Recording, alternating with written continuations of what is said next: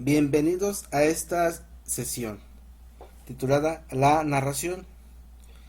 La narración tiene dos tipos. La primera narración que vamos a encontrar en la vida cotidiana es la oral, cuando tú personalmente o otra persona narra los acontecimientos de un hecho o una situación. La otro tipo de narración que vamos a encontrar en la vida cotidiana es escrita. Y aquí es donde podemos observarla en distintos momentos. Puede ser una narración jurídica, cuando ante un juez se escriben los acontecimientos de los hechos que se están juzgando. Puede ser periodística. Toda narración que encuentras tú en el periódico o en los medios impresos donde te dan noticias. También puede ser una narración literaria, cuando tú tomas un libro, un cuento, una fábula o una crónica para leer lo que se está narrando.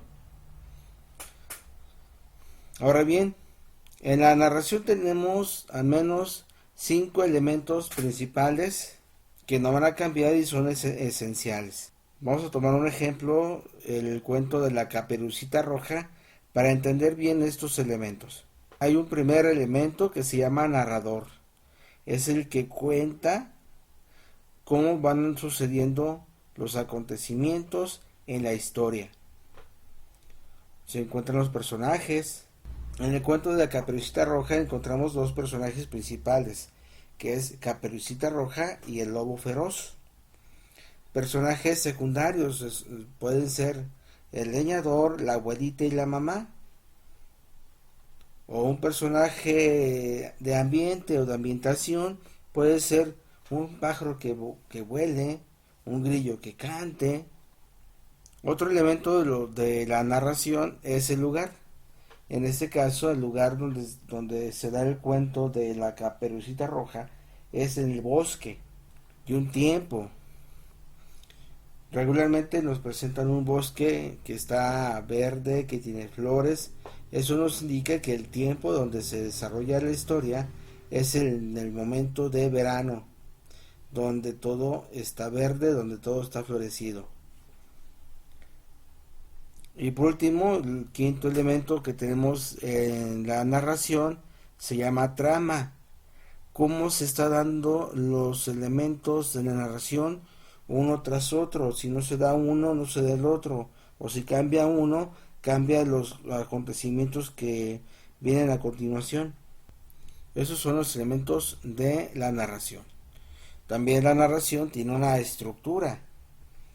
La estructura es un inicio, un elemento medio donde se encuentra el clima, lo que llamamos clímax, y una conclusión. En el caso de la Caperucita Roja, el inicio es cuando la mamá le dice a la Caperucita Roja que vaya a la casa de su abuelita a llevar la comida. El momento intermedio de clímax es cuando la Caperucita Roja decide no irse por el camino corto, sino decide irse por el camino largo y exponiéndose a un peligro ante el lobo feroz.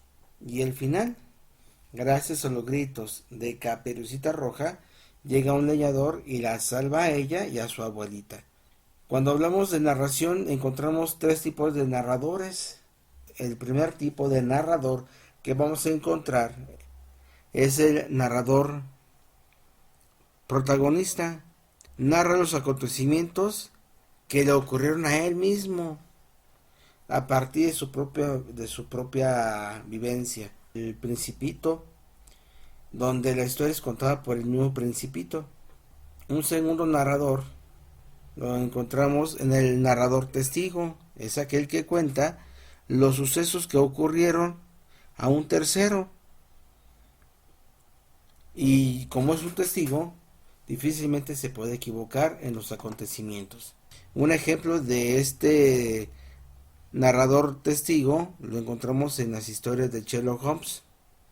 Y por último, el narrador omnisciente cuenta los eventos desde el punto de vista de alguien que sabe lo que va a ocurrir después, que siempre está presente en los hechos y los acontecimientos. Para este tipo de narrador no existe el tiempo, solamente para los personajes. Y encontramos, por ejemplo, todos los narradores de las películas o los cuentos de Disney. En la literatura, ¿dónde vamos a encontrar este tipo de narraciones? Vamos a encontrar primero en los cuentos. Por ejemplo, el Patito Feo. Otro tipo de narración literaria es la fábula. Por ejemplo, si recordamos la fábula del león y el ratón. En la novela, recordemos la novela del ingenioso Don Quijote de la Mancha. Y por último, una narración literaria tipo periodística es la crónica. Esos son los tipos de narraciones literarias que hay. Hasta aquí el tema de la narración.